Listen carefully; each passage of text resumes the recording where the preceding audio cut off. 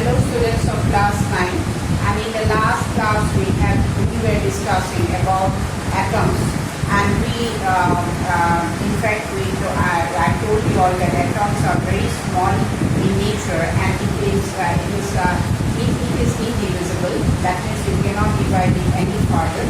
And then these atoms are so small. How big an atom is that you have to use a very it is impossible to visualize an atom with the naked eye. You need to have a very powerful microscope to visualize an atom. And in fact, atoms are so small that if you take one atom over another, then what will happen? That atom, when it is being those atoms, when it is being stacked together, it will form a layer as thick, a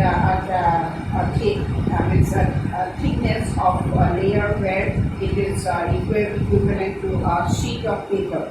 So just imagine when you are stacking one atom over another, then it forms only a layer of paper, only a layer which is of the same thickness of a thin sheet of paper. So just imagine that how small atoms can be, and atoms the atomic radius is measured in nanometers. The atomic radius is measured in nanometers. And what is the relation between meters and nanometer? 1 meter is equal to 10 to the power 9 nanometer.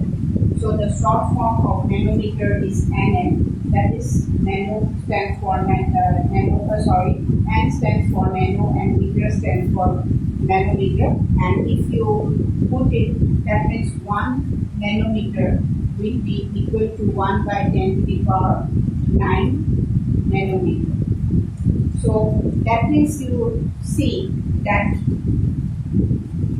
when you are, that is the relationship between the nanometer and meter, and then this is used to measure the atomic radius.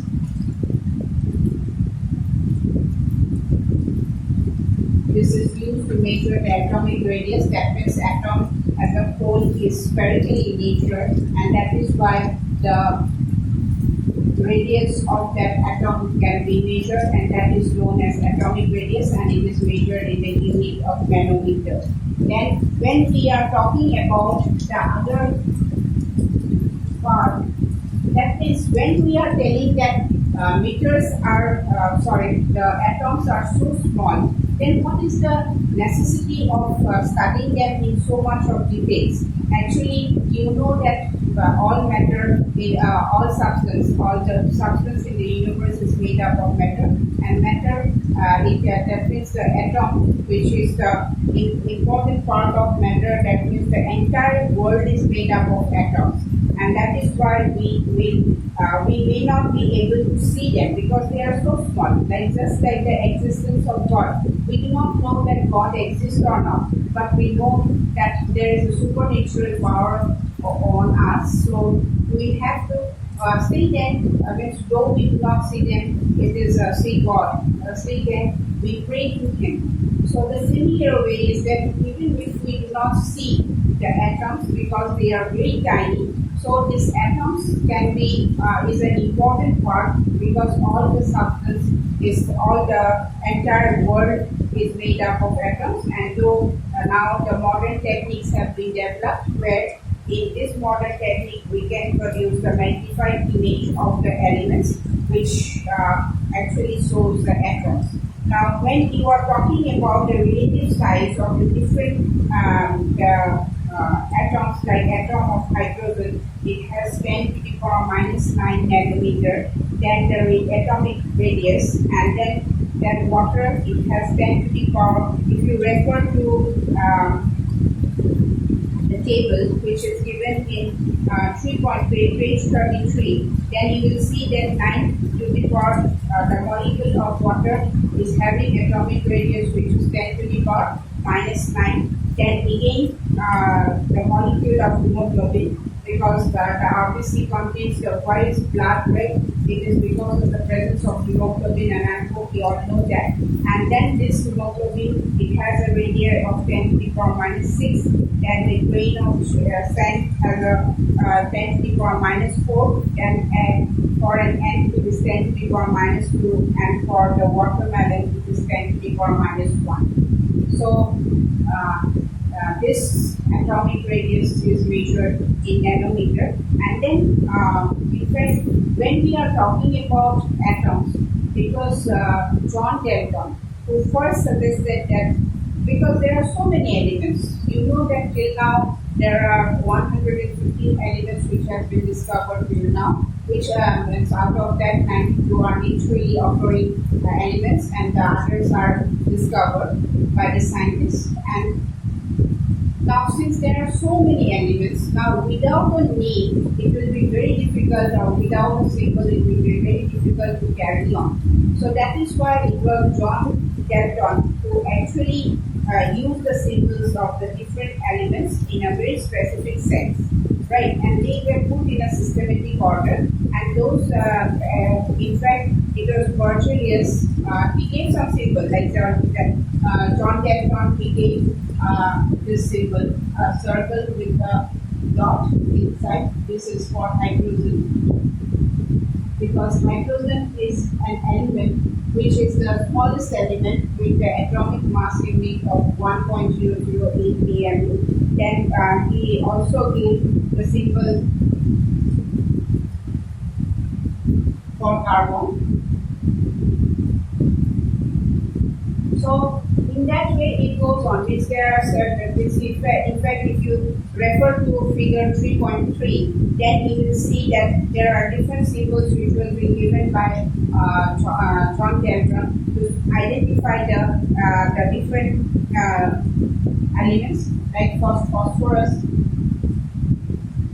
This is for phosphorus. So for some of the elements it will be given, but it did not prove to be that fruitful, because to give symbolic as a symbol in a symbolic way, it was quite difficult. So he gave, like for oxygen, he gave a circle.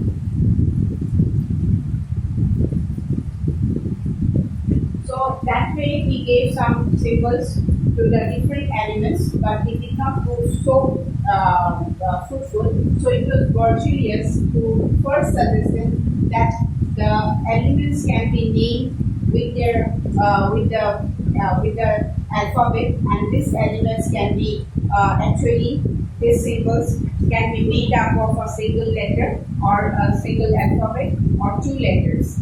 Like here, as we move on, so look here, that means the name of the elements are being derived either from sometimes the name of the elements are being derived from the place in which they were discovered, or the color of the element, like gold.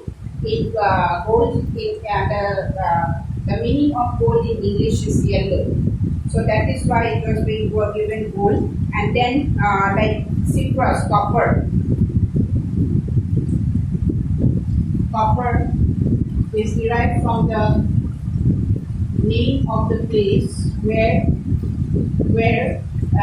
name of the place where it was discovered, like Cyprus. So that is why the symbol for copper is C, right? So now sodium. Now what happens here is that for it is the IUPAC nomenclature, that is IUPAC nomenclature, which allows the name of the elements to be discovered. That is International Union of Pure and Applied Chemistry. This is known as International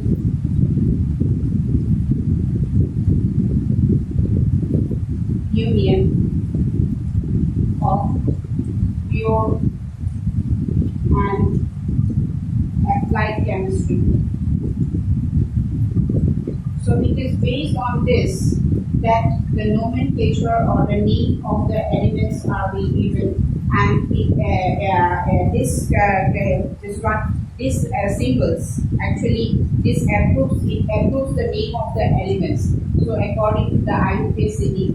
Now the rule for naming the elements is that always remember that the first letter is capital.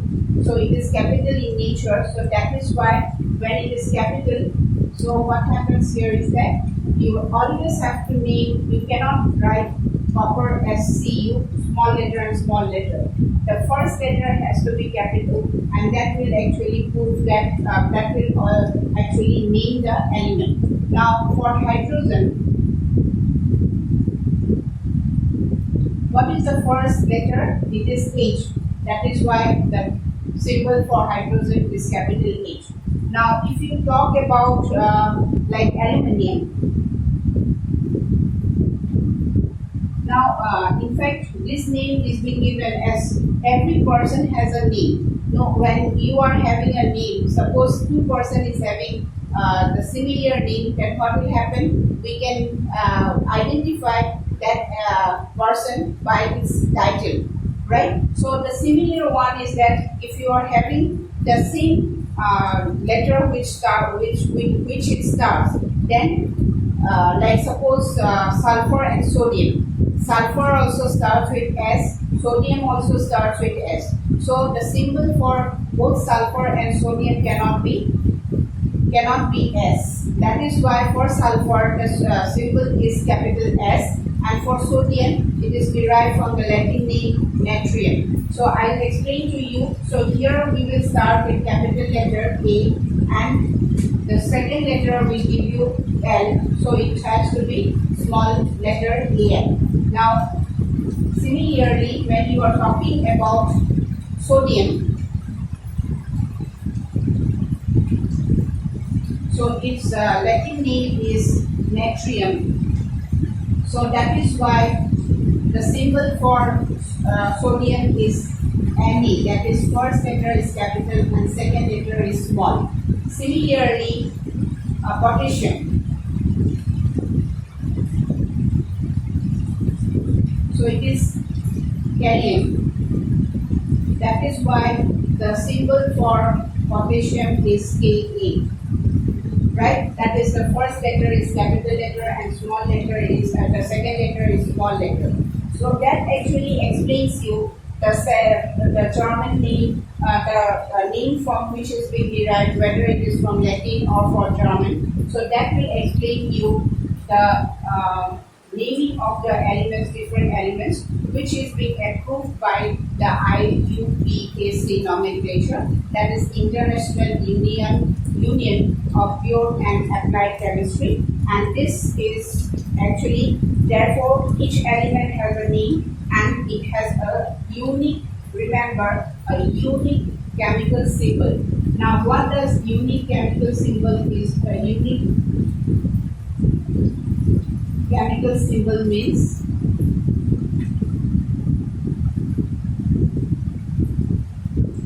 that means here unique chemical symbol means that no two elements will have the same symbol. Now for copper, so for carbon, you know that the symbol for carbon is C. So no element is having the symbol C. If it starts with the same letter, then what we do? We take the name from the place where it is being derived, like citrus, then the Latin name or the German name, and then the name, the color. So that will explain you. That is why the symbol for copper is Cu. So as I told you, they have a unique chemical symbol. Every element have a unique chemical symbol. So this unique chemical symbol means that there will be no two elements which will have the same symbol. So that explains you the different chemical symbols for the different elements. And so I stop my class over here. Please go through the lesson also, chapter also, to have a better understanding. Till that time, thank you very much.